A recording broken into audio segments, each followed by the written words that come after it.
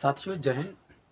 मैं अखिलेश आप सभी का टीचर जो कि एसएसटी के क्लासेस में अभी ले रहा हूं और आपका एक बार फिर से स्वागत करता हूं आपके अपने यूट्यूब चैनल यूपीएससी वाले अखिलेश में, जिसमें हम लोग पढ़ रहे थे। ये मैं ऐसा यूपीएससी वाला अखिलेश चैनल का नाम क्यों पड़ा ये भी मैं बता दूं।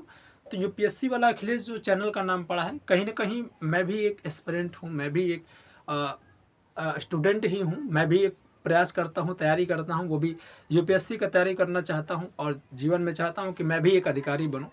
तो सभी लोगों का एक कोई ना कोई आशा होता है, कोई ना कोई इच्छा होती है। तो वैसे ही हम लोगों की भी जो बच्चे 10वीं में पढ़ रहे हैं, तो वो बच्चे उनका भी इच्छा है कि वो 90% से ऊपर आए, नंबर ला सके, ज़्यादा से ज़्यादा परसेंटेज पा सके।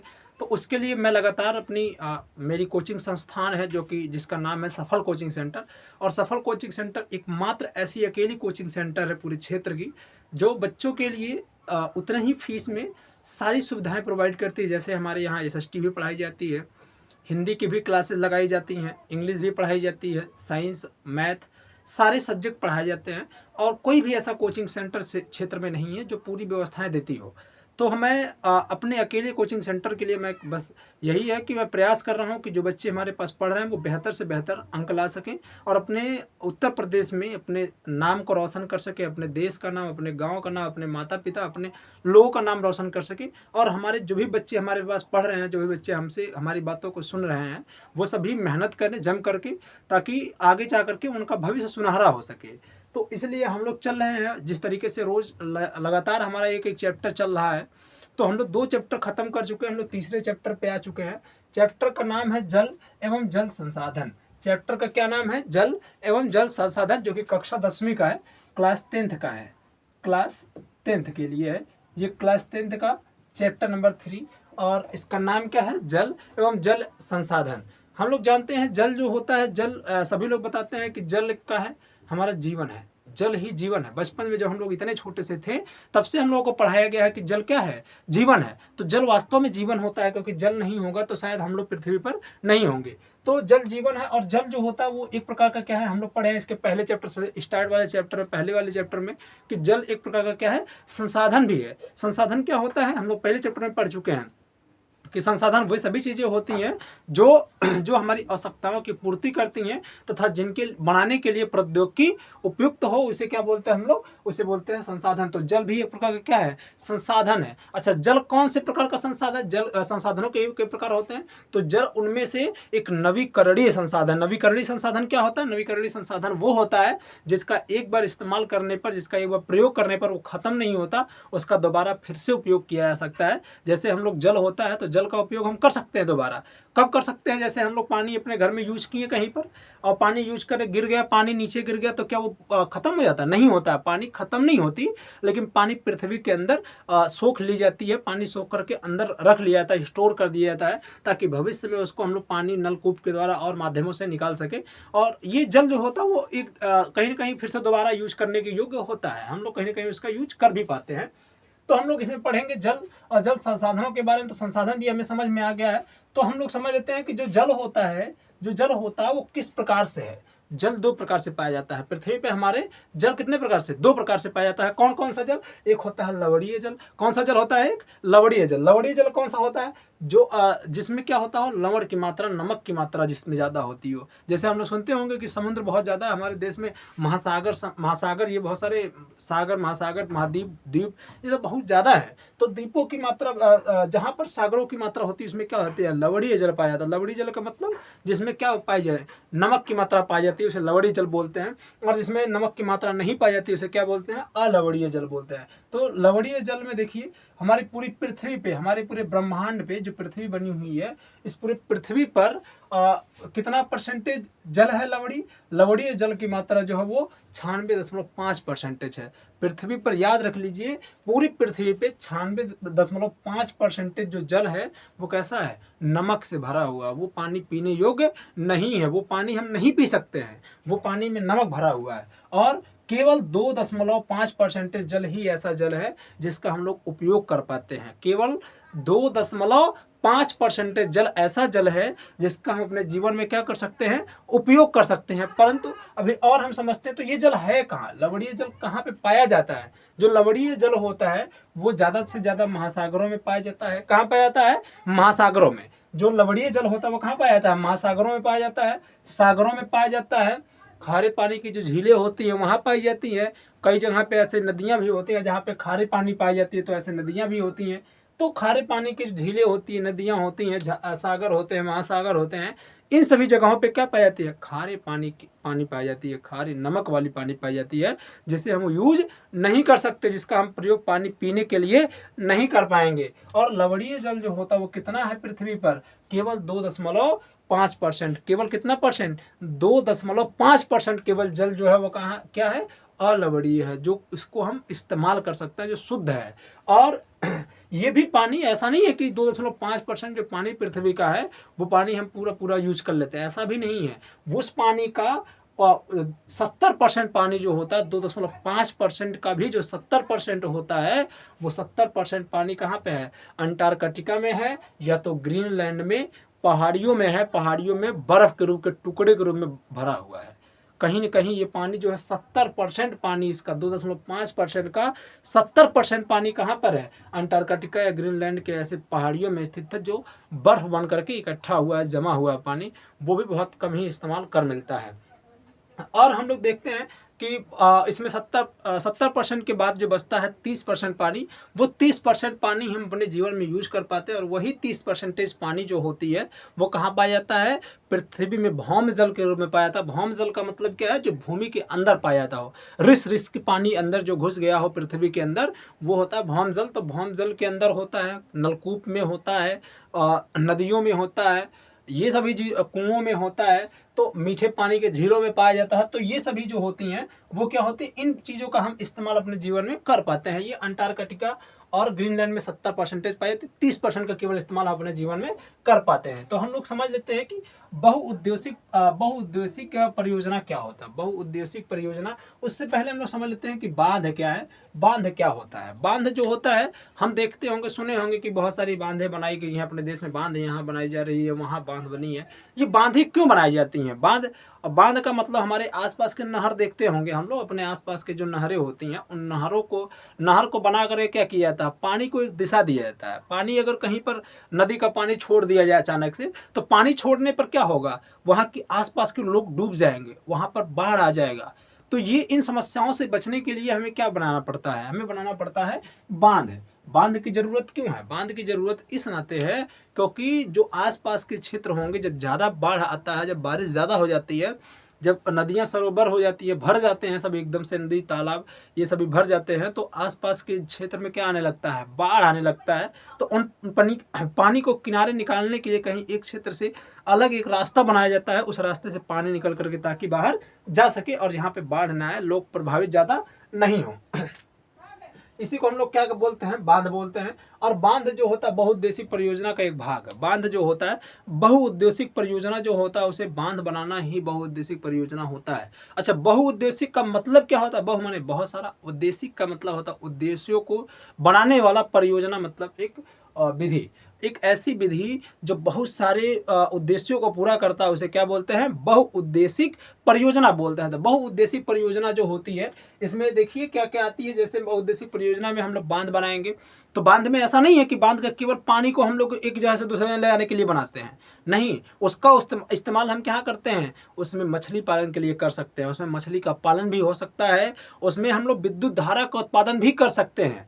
उसके द्वारा पानी इकट्ठा जब हो जाएगा तो इसका इस्तेमाल हम लोग क्या करेंगे, कभी भी जब पानी कम हो जाएगी, जब धूप होता बहुत ज़्यादा होता है, लू चलने लगती है, तो पानी की मात्रा क्या होने लगती है, कम होने लगती है, नदी तालाब सूखने लगते हैं, तो वो पानी जो हम इकट्ठा किए हुए हैं, उस पानी का क्या कर सकते हैं हम लोग, उसका इस्तेमाल कर पाते हैं। तो ये बहुत सारे उससे उद्देश्यों का पूरा किया जा सकता है। इसलिए हम लोग इसे क्या बोलते हैं, बहुउद्देशिक परियोजना कहते हैं। क्या बोलते हैं, बहुउद्देशिक परियोजना कहते हैं। तो और भौम जल क्या होता है, हम अभी बता चुके हैं कि भौम जल क्या होता है, भूमि के अंदर जो पानी रिस के भरा होता है, भूमि के अंदर पाए जाने वाले जल को हम लोग क्या बोलते हैं, भूमि जल बोलते हैं या भौम जल बोलते हैं। वर्षा जल संग्रहालय क्या होता है? वर्षा जल संग्रहालय का मतलब ये है कि जो बारिश होती है उन पानी को संग्रह करना। पानी जो बारिश हो रही है हमारे यहाँ, तो मान लीजिए नॉर्मल सी बात है कि पानी बहुत अच्छे तरीके से आ रहा है, हैंडपंप जो चलाते हैं तो पानी बड़ा अच्छा सा आ जाता है। लेकिन उन जगहों पे जाके पता करिए तो पता चलता है, जैसे राजस्थान हो गया,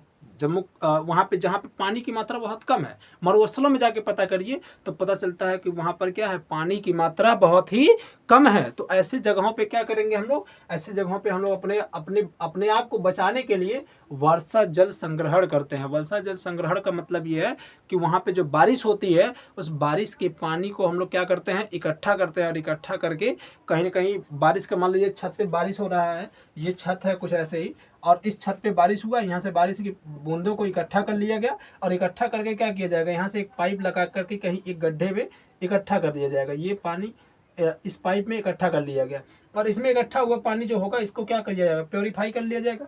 प्योरीफाई कर करके हम लोग इसका क्या कर सकते हैं, अपने जीवन में इस्तेमाल कर पाएंगे। प्योरीफाई करके आराम से हम उसे पी सकते हैं। पी नहीं सकते हैं तो मान लीजिए उसका कहीं ना कहीं यूज़ तो कर सकते हैं, कपड़ा धुलने में यूज़ कर सकते हैं, और सभी चीज़ों में इस्तेमाल कर पाएंगे। इसका कहीं ना कहीं प्योरीफाई करके यूज़ कर सकते हैं। तो बहुत सारी जगहों पे क्या करते हैं, वर्षा जल जो होता है उसका संग्रह करते हैं। और बांस ड्रिप सिस्टम क्या होता है, हम लोग जानते होंगे कि ड्रिप सिस्टम क्या होता है। ड्रिप सिस्टम एक ऐसी सिस्टम होती है, एक ऐसी पद्धति होती है, एक ऐसी प्रणाली होती है जिसमें क्या किया जाता है, पेड़ पौधों के जड़ों में उसको पानी की मात्रा जो देनी होती है, कम से कम पानी खर्च हो, इस नाते क्या करते हैं, हम उसकी जड़ों में पानी को गिराते हैं। ड्रिप सिस्टम एक ऐसी विधि है जिसके द्वारा, वो एक मशीन सिस्टम होती है जो क्या करते हैं, उसको वो लेके जाता है और उसके पेड़ के जड़ में क्या करता है, पानी को बूंद बूंद करके गिरा देता है, ताकि पानी वेस्ट खराब नहीं जाए। हम लोग ये पानी चलाते हैं तो खेतों, अपने यहाँ, हमारे यहाँ पानी की मात्रा ज़्यादा है, तो हम लोग क्या करते हैं, सीधे अपने यहाँ मशीन चालू कर देंगे, और मशीन चालू होते ही क्या होगा,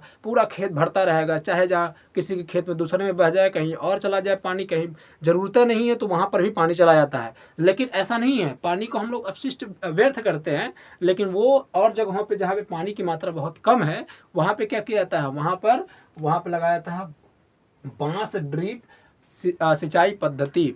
बांस ड्रिप सिंचाई पद्धति क्या होता है, ये ऐसे पहाड़ी इलाकों में जहाँ पे पानी, मतलब पानी मात्रा बहुत मतलब अच्छी है, लेकिन झरने जहाँ पे रहते हों, तो वहाँ पे क्या किया जाता है, जहाँ पे सिंचाई नहीं कर मिलता है, वहाँ पे बांस का एक पाइप लगाई जाती है, बांस को काट काट करके पाइप बना जाती है। पाइप बनाने के बाद से वो पाइप ऐसे पेड़ की जड़ों में लेके जाते हैं, और जड़ों में ले जाकर के ऐसे गिरा देते हैं। तो जहाँ यहाँ से पानी गिराएंगे तो ऐसे बहते हुए जाकर के नीचे क्या हो जाएगा, गिर जाएगा, पानी आराम से जड़ों में जाकर के गिरता है, जिससे पानी ज़्यादा वेस्ट नहीं होता। तो ये बांस की सिस्टम होती है, तो इसे बोलते हैं बांस ड्रिप सिंचाई सिस्टम। ये ड्रिप सिस्टम की तरह ही होती है। अब हम लोग समझ लेते हैं कि गोदावरी कृष्णा गोदावरी विवाद क्या होता है। कृष्णा नदी और गोदावरी नदी हम लोग जानते हैं कि ये महाराष्ट्र आंध्र प्रदेश के आसपास में क्षेत्र में पाया जाता है, महाराष्ट्र के आसपास पाया जाता है। ये महाराष्ट्र से चल करके तब वहाँ तक जाता है, आंध्र प्रदेश तक का जाता है। तो वहाँ पर क्या किया, महाराष्ट्र सरकार के द्वारा यहाँ पर बांध बनाया जा रहा था। बांध बनाने पर क्या हुआ कि वहाँ पे आंध्र प्रदेश की सरकार जो हुई वो विरोध करने लगी। आंध्र प्रदेश की सरकार विरोध क्यों करने लगी, क्योंकि वहाँ पर क्या वो सोचती थी, ऐसा आंध्र प्रदेश की सरकार सोचती थी कि जब यहाँ बांध बन जाएगा तो बांध से दिक्कत ये होगी कि अचानक से जब पानी छोड़ा जाएगा तो हमारे क्षेत्र के जो इलाके होंगे वो क्या हो जाएंगे, डूब जाएंगे। पानी जब अचानक छोड़ा जाएगा तो वहाँ के इलाके क्या होंगे, डूब जाएंगे। और डूबने की बात एक तो अलग थी, दूसरी बात ये थी कि पानी जब रोका जाएगा बांध बना करके, तो पानी रोकने से क्या होगा, उधर जो क्षेत्र आंध्र प्रदेश का क्षेत्र है वहाँ, क्योंकि वो आंध्र प्रदेश गोदावरी नदी से बहुत दूर पड़ता है, तो वहाँ पानी पहुँचते पहुँचते पानी का मात्रा क्या हो जाएगा, जब यहाँ बांध बन गया तो पानी यहीं रुक जाएगा आधा से ज़्यादा, तो वहाँ तक पहुँचते पहुँचते वहाँ की तराई क्षेत्र जो होंगी बहुत कम मात्रा में वहाँ पे पानी पहुँच पाएगा, तो पानी की मात्रा वहाँ क्या हो जाएगी, कम हो जाएगी। तो वहाँ की आंध्र प्रदेश की सरकारों का सोचना भी सही था कहीं ना कहीं कि वहाँ पे पानी भी पहले कम होगी और अचानक से कहीं पानी छोड़ा जाएगा तो बाढ़ आने के चांस भी बढ़ जाएगी। तो इसमें तो दिक्कत दोनों तरीके से थी। तो आंध्र प्रदेश सरकार ने क्या कर दिया, विवाद कर दिया, और उन्होंने इस बांध को बनने से रोकने लगे, और वो सरदार सरोवर बांध बनने से रोकने लगे। लेकिन फिलहाल बाद में क्या हुआ कि सरकारों में गठबंधन हुई, आराम से उसको बनाया गया, और सरदार सरोवर बांध यहाँ कृष्णा और गोदावरी नदी पर बड़े आराम से बनाई गई। और हम लोग समझ लेते हैं कि तमिलनाडु क्या है। तमिलनाडु भारत का एक ऐसा राज्य है, तमिलनाडु एक अकेला ऐसा राज्य है जहाँ पर कानून बनाया गया है वर्षा जल संग्रहालय के लिए। वर्षा जल संग्रहालय का एक कानून बनाया गया कहाँ पर? तमिलनाडु एकमात्र ऐसा राज्य है जहाँ पे वर्षा जल संग्रहालय के लिए क्या बनाया गया? कानून बनाया गया। हर घरों में वहाँ पर क्या किया जाता है? वर्षा के जल को संग्रह किया जाता है। अगर कोई भी ऐसा घर ऐसा होगा जो वर्षा के जल को संग्रहित नहीं करेगा तो उसे दंड की प्रावधान भी है तमिलनाडु में। तमिलनाडु में ऐसी कानून बनाई गई है राज्य सरकार के द्वारा कि अगर वहाँ पर पानी की व्यवस्था रोकी नहीं गई, वर्षा के जल को रोका नहीं गया, छतों पर पानी को रोक करके नहीं व्यवस्थित किया गया, तो वहाँ पे उनके ऊपर कार्रवाई होगी। तो तमिलनाडु एक ऐसा राज्य है जो क्या करता है? वर्षा जल को संग्रहित करने के लिए अधिनियम चलाता है। वहाँ पर एक अलग से ही नियम चलता है, ऐसा और कोई राज्य अभी तक नहीं बना है तमिलनाडु के अलावा। और हम लोग समझ लेते हैं कि जल एक प्रकार का क्या है? नवीकरणीय स्रोत है। कैसे समझेंगे हम नवीकरणीय स्रोत है? जैसे देखिए पानी जो होता है, हम लोग क्या यूज करते हैं पानी? जब पानी को हम लोग खाना बनाने के लिए यूज करते हैं, कपड़ा धुलने के लिए यूज करते हैं, जब मान लीजिए कपड़ा धुल लिया हमने, पानी से धुला, तो पानी को फेंक देते हैं तो क्या पानी खत्म हो जाता है क्या? नहीं, पानी खत्म नहीं होता है। पानी कहीं ना कहीं पृथ्वी के अंदर फिर से जा करके आराम से रिस रिस करके उसमें इकट्ठा हो जाता है, भंडार हो जाता है, उसका संग्रह हो जाता है। तो पानी खत्म नहीं होता। पानी जो होता है वो एक रूप से कहीं ना कहीं दूसरे रूप में चला जाता है, एक जगह से दूसरे जगह पे चला जाता है, उसका खत्म होने की चांस नहीं होती है वो।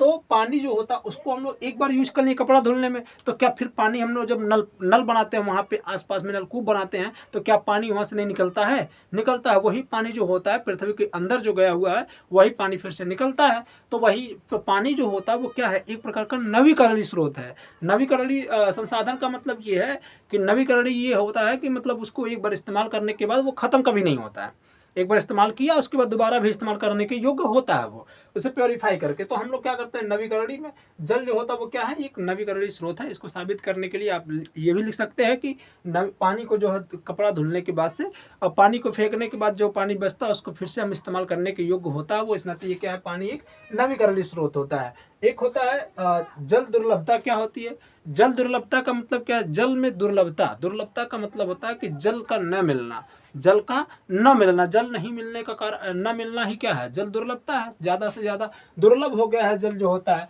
तो जल दुर्लभता का मतलब ये होता है कि जैसे हम लोग अभी ज़्यादा इस्तेमाल करेंगे, पानी ज़्यादा से ज़्यादा इस्तेमाल करेंगे, फालतू के पानी। जैसे हमारे यहाँ होता है कि नहाना होता है, किसी को एक बाल्टी और लेके जाते हैं हम लोग गंगा भर मिल करके, उड़ाते हैं पानी को, इधर उधर फेंकते रहते हैं। कहीं एक बाल्टी नहाना तो 5 बाल्टी गिरा देंगे पानी को हम।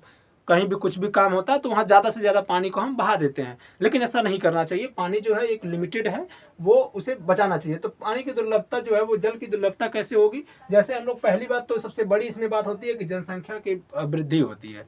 बढ़ती जनसंख्या जो होता है वो जनसंख्या जब जैसे जैसे बढ़ेगी तो पानी का इस्तेमाल भी तो उतना ही ज़्यादा होगा, पानी उतना ही ज़्यादा होता है। तो हम लोग देखते हैं कि ये जो जनसंख्या बढ़ रहा है, ये जनसंख्या की बढ़ोतरी जो होती है, ये जल दुर्लभता को और ज़्यादा क्या करेगा? बढ़ावा देगा। जनसंख्या को इस नाते नियंत्रित करना ही क्या होगा? जरूरी है। नियंत्रित अगर नहीं करेंगे तो आने वाले समय में हमारे लिए क्या हो जाएगा? जल संकट आ जाएगा, जल दुर्लभता ज़्यादा से ज़्यादा हो जाएगी। हम लोग समझ लेते हैं कि जल का असमान वितरण। ऐसे कुछ जगह ऐसे हैं जहाँ पे जल का मात्रा बहुत ज़्यादा है, जहाँ पे जल बहुत ज़्यादा भरे हुए हैं, लेकिन कुछ जगह ऐसे भी हैं जहाँ पे पानी की मात्रा, जल की मात्रा क्या है? एकदम नगण्य के बराबर। जैसे राजस्थान में पानी ही नहीं है, बहुत कम मात्रा में पानी पाई जाती है। लेकिन वहीं हम अपने उत्तर प्रदेश में देखें, अपने इधर क्या नाम है, आंध्र प्रदेश और स्थानों पर देखें, झारखंड, बिहार और उधर क्षेत्र में देखें, असम में देखें, तो वहाँ पानी भरपूर मात्रा में है, क्योंकि वहाँ पे अच्छी खासी पानी बारिश होती है। तो जहाँ पे कुछ जगहों पे क्या होती है? असमानता है, जल में असमानता वितरण है। असमान वितरण होने का मतलब क्या है? समान प्रकार से पानी कहीं भी नहीं फैला हुआ है। तो ये भी कहीं ना कहीं कारण होता है जल की दुर्लभता का। कुछ जगहों पे अच्छा जल है, कुछ जगह पे दुर्लभता उसी का है। कहीं पे कुछ लोग, किसान लोग क्या करते हैं? निजी कुएं बनवा लेते हैं। निजी कुएं होते हैं, पंप होते हैं उनके अलग अलग, अपने अपने किसान। अब जो भी लोग जागरूक हो रहे हैं वो क्या कर रहे हैं? अपने खुद का पर्सनल कुआं बनवाते थे पहले, अपना खुद का। अब तो सभी लोगों के पास आपकी खुद की मशीनें हो गई, अपने खुद की नलकूप हो गए सभी के पास।